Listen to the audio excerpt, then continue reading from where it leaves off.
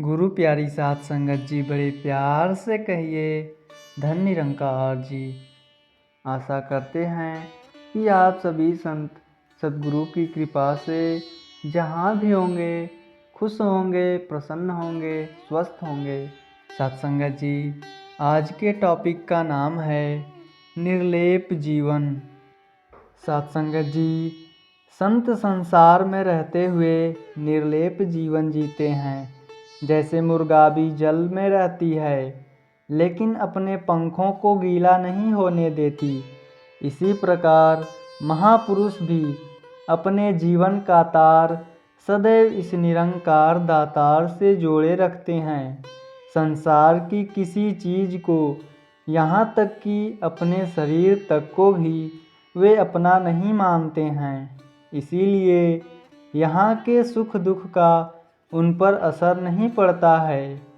वे मैं मेरी की भावना छोड़कर सदा सुखी रहते हैं। जैसे एक बैंक का कैशियर होता है, लाखों के नोट संभालता है, लेकिन चाहे कोई हजारों रुपए ले जाए या हजारों रुपए जमा कर जाए, उससे उस पर सुख दुख का अनुभव नहीं होता। इसी तरह से संत महापुरुष भी संसार में रहकर अहंकार और मोह माया को छोड़कर एक निर्लेप जीवन जिया करते हैं। साथ संगत जी, संसार में जन्म लेकर भक्त भी यहीं विचरण करता है, इसी संसार में विचरण करता है।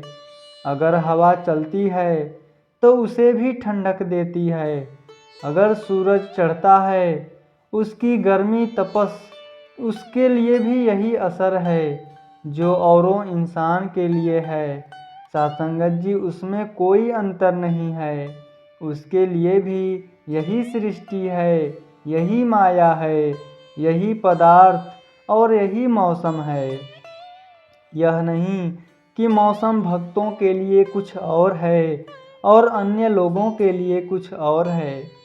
सभी कुछ एक जैसा बनाया गया है, लेकिन जो फर्क है एक महापुरुष और एक साधारण आदमी में, वह यह है कि संत संसार में रहते हुए भी अपने मन में संसार का असर नहीं ग्रहण करते, लेकिन जो एक सांसारिक इंसान होता है वह सारा ही सांसारिक असर ग्रहण करता है।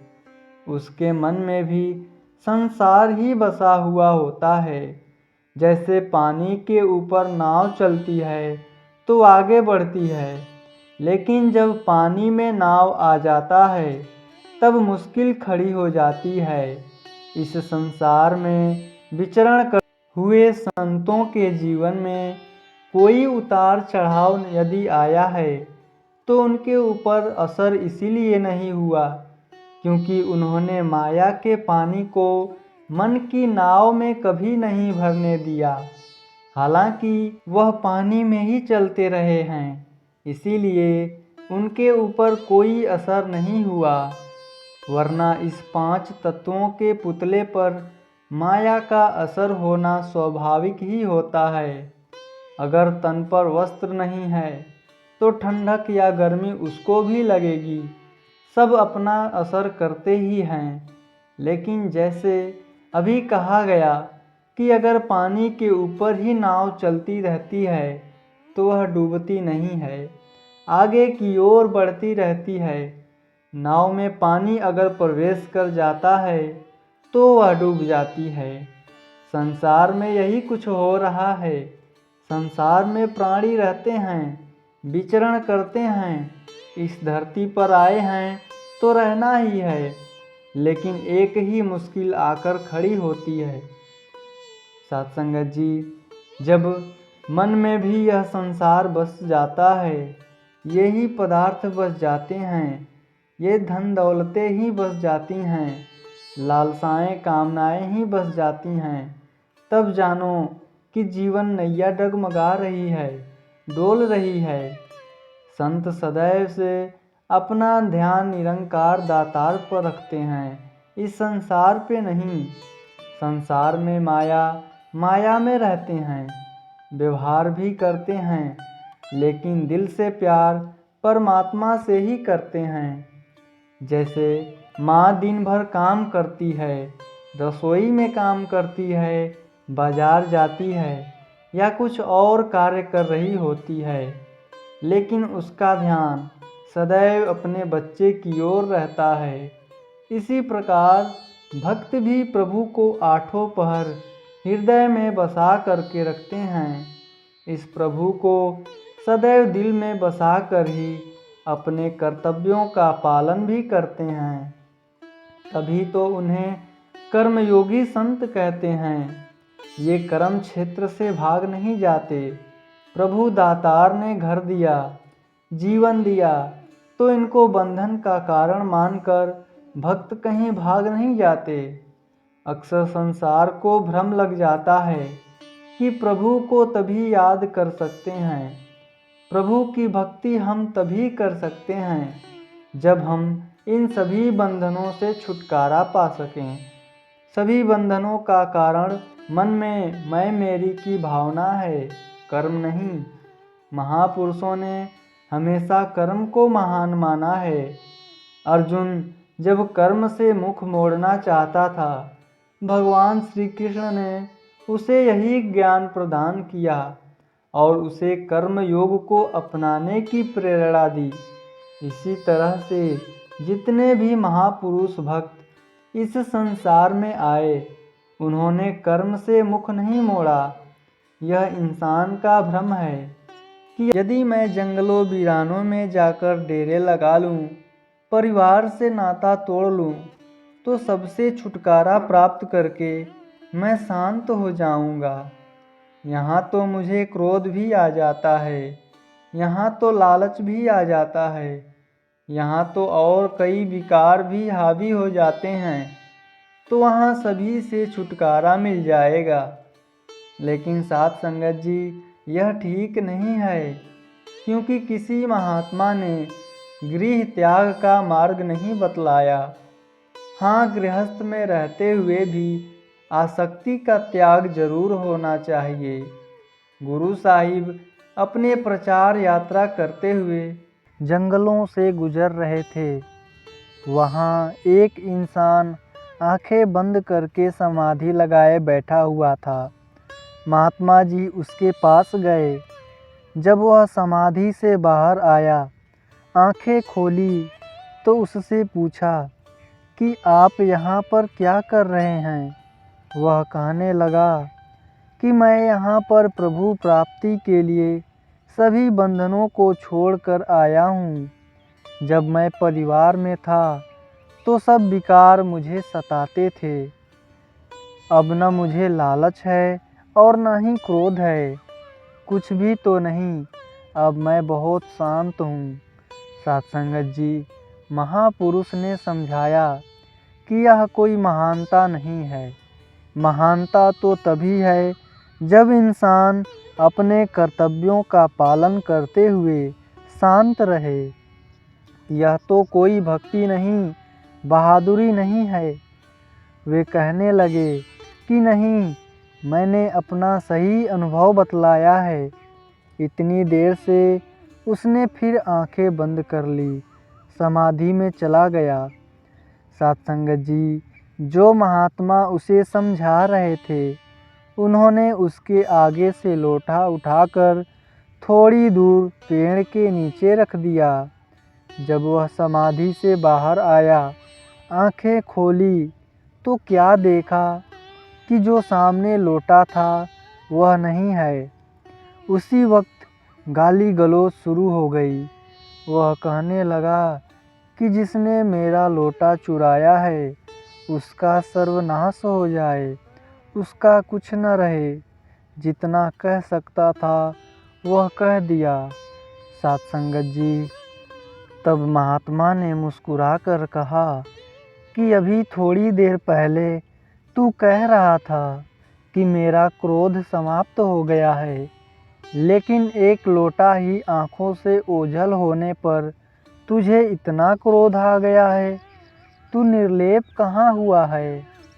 वास्तव में महानता उसी की है जो सभी कर्मों को निभाता हुआ निर्लेप अवस्था में रहता है। जैसे कमल का फूल पानी में रहता है, जल में रहता है, जल में रहकर भी उस जल से वह न्यारा रहता है, उसकी निर्लेप अवस्था रहती है। कोई समझाने के लिए कहे कि कमल के फूल को अगर निर्लेप रहना है तो उसे उठाकर किसी कमरे में बंद कर दीजिए, किसी खास स्थान पर रख दीजिए, तब वह खुद पानी से निर्लेप हो जाएगा। अगर पानी ही नहीं है तो निर्लेप किससे होगा? उसके निर्लेप रहने की परख तो तभी होगी जब वह पानी में रहकर निर्लेप रह कर के दिखाएगा। वह पानी में मौजूद रहे तभी तो मालूम पड़े कि वह कितना निर्लेप रह सकता है। साथ संगत जी, इसी तरह से भक्तों की महापुरुषों की भावना रही है। भक्त इसी समाज में रहे हैं और अपने फर्जों को निर्लेप रह कर के निभाते रहे हैं। वे चाहे किसी युग में संसार में आए, उन्होंने कर्मों से मुख नहीं मोड़ा। वे अपने परिवार में रहे और हर प्रकार के कर्तव्यों को पालना की, और यह सब कुछ करते हुए भी उनकी निर्लेप अवस्था बनी रही। साथ संगत जी, एक बार एक राजा और रानी थे। दोनों को ध्यान आया कि माया को छोड़कर कहीं चले जाएं। दोनों चल दिए तो रास्ते में राजा की नज़र एक सोने के टुकड़े पर पड़ी। ज्यों ही उसने सोने का टुकड़ा देखा, फटाफट मिट्टी उठाकर उसके ऊपर डाल दी ताकि वह सोने का टुकड़ा दिखाई न दे। रानी ने उसे मिट्टी डालते हुए देख लिया। उसने पूछा कि यहाँ आप क्या कर रहे हैं? राजा बोले, यहाँ पर एक सोने का टुकड़ा पड़ा था। मैंने सोचा कि अगर आपकी नज़र सोने के टुकड़े पर पड़ गई तो ये सोना देखकर आपको लालच आ जाएगा, इसीलिए मैंने ऊपर मिट्टी डाल दी है। रानी ने कहा कि आपको यह सोना देखकर अभी भी ध्यान आया है कि यह सोना है। मैं तो इसे पहले ही मिट्टी मान चुकी हूँ। इसी तरह से भक्त महापुरुष सभी पदार्थों को इस्तेमाल भले ही करते हैं, लेकिन मिथ्या मानते हुए वे उनमें गलतान नहीं हो जाते। साथ संगत जी, निर्लेप जीवन में अहंकार बड़ी बाधा पैदा करता है, क्योंकि अक्सर इंसान को भ्रम हो जाता है कि शायद मैं खुद ही अपना तथा अपने परिवार का पालन पोषण कर रहा हूँ। अक्सर कह भी दिया जाता है कि दाने दाने पर लिखा है खाने वाले का नाम, लेकिन ऐसा माना जाता है कि दाने दाने पर लिखा है देने वाले का नाम। साथ संगत जी, दान देने वाला जो प्रभु दातार है, अगर इसकी कृपा न हो तो इंसान के सामने भले ही अनेक पदार्थ पड़े रहें, उनमें से एक छोटा सी कौर भी उठा करके मुंह में नहीं डाला जा सकता है। भक्त हमेशा दातार की कृपा को ही मानते हैं। अगर कोई व्यापार करता है तो भी ऐसा ही मानता है कि दातार अगर दिन में 20-25 ग्राहक भी आ गए हैं तो वे मेरे किसी यत्न के कारण नहीं, बल्कि तू मुझे रोजी रोटी देना चाहता है, इसीलिए कोई न कोई रूप धारण कर तू ही मुझे रोजी रोटी देने चला आता है। साथ संगत जी, भक्तों की दृष्टि हमेशा से ऐसी ही रही है, लेकिन संसार का इंसान अज्ञानतावश खुद कर्ता बन बैठता है। वह सोचता है कि मैं ही करने वाला हूँ। सब कुछ मेरे तन की ताकत के कारण हो रहा है, मेरी अक्ल सियानत के कारण हो रहा है, या फिर मेरे धन के कारण हो रहा है। ये सभी भ्रम की बातें होती हैं। जैसे अगर एक गाड़ी चल रही है तो कोई इंजन या कोई घोड़ा या बैल उसको खींच रहा होता है।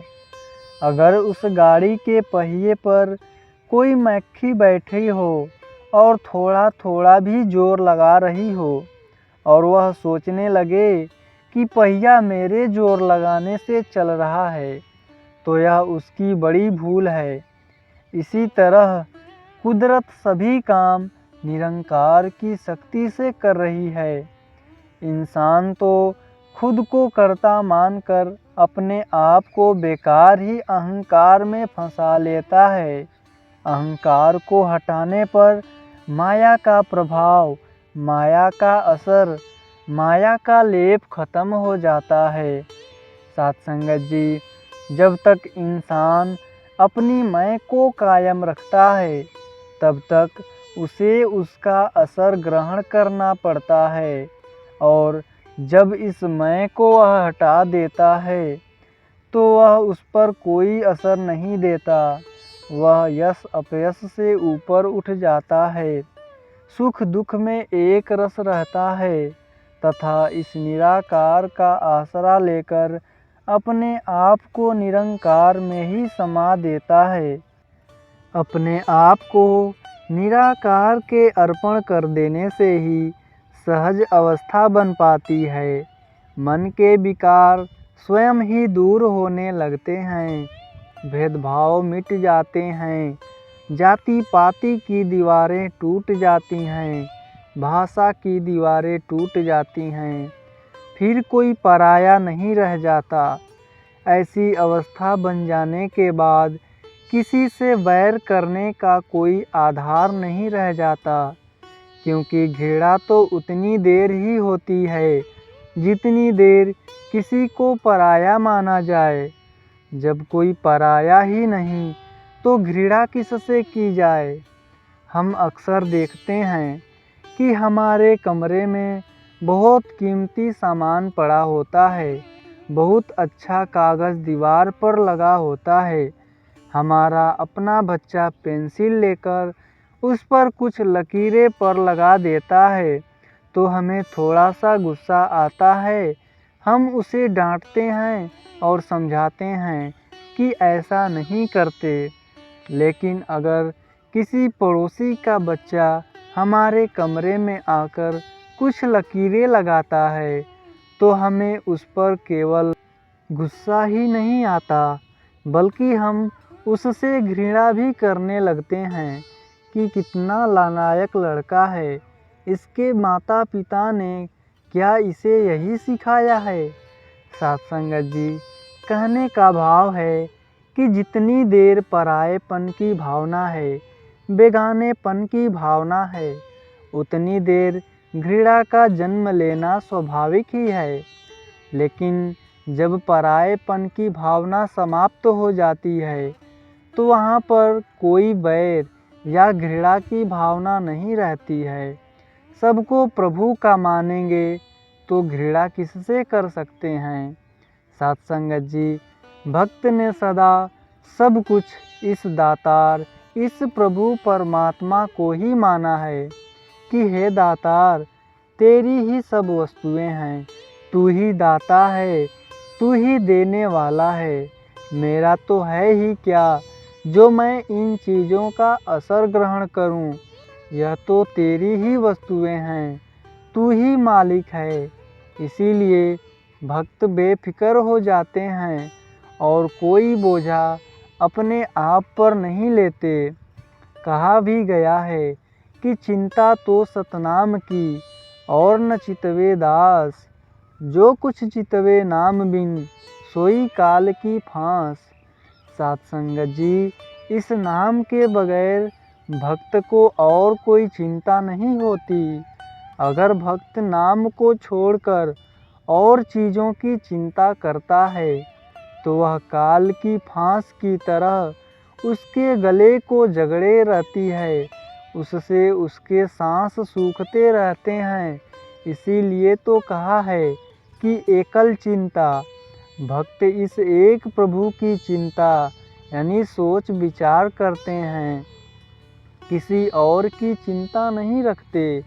साध संगत जी, इस ईश्वर प्रभु परमात्मा, इस निराकार को ही कर्ता मानकर, सब कुछ इसी को ही मानकर जिसने भी जीवन व्यतीत किया है वही सुखी हो गया है, वही आनंदित हो गया है। जिनको कुछ नहीं चाहिए वही शहंशाह है, जिसके मन में कोई लालसा नहीं है वही सबसे बड़ा शहंशाह हुआ करता है, वही भरपूर हुआ करता है, वही अपने आप को संतुष्ट मानने वाला होता है। निर्लेप जीवन जीने वाले को यही अवस्था हुआ करती है। साथ संगत जी, लोग अपने पद, अपने विद्याओं और जातियों के अभिमान के कारण भी भक्ति नहीं कर पाते हैं। जितने भी महापुरुष हुए हैं, क्या उन्होंने अपने जाति का अभिमान किया है? किसी ने भी जाति का अभिमान नहीं किया। किसी ने अपने आप को विद्वान नहीं माना कि मैं बड़ा विद्वान हूँ, मैं तो कविताओं की रचना करता हूँ, मैं तो सुंदर शब्दों का प्रयोग करता हूँ। दूसरे इंसान तो ऐसा कर ही नहीं पाते। कभी भी महापुरुष ने ऐसा अभिमान नहीं किया। उन्होंने हमेशा इस दातार की ही कृपा मानी है। साथ संगत जी, उन्होंने कहा है कि ना कुछ किया न कर सकूं, ना कुछ करे शरीर, जो कुछ किया सो हरि किया, होए कबीर कबीर। साथ संगत जी, संत कहते हैं कि हे दातार, सब तू ही करने वाला है। आप तो मेरा यश कराना चाहते हैं, मेरा नाम कराना चाहते हैं, इसीलिए ही मेरा नाम हो जाता है। तेरे कारण ही मेरा यश कीर्ति हो रही है। साथ संगत जी, बड़े प्यार से कहिए, धन्य निरंकार जी।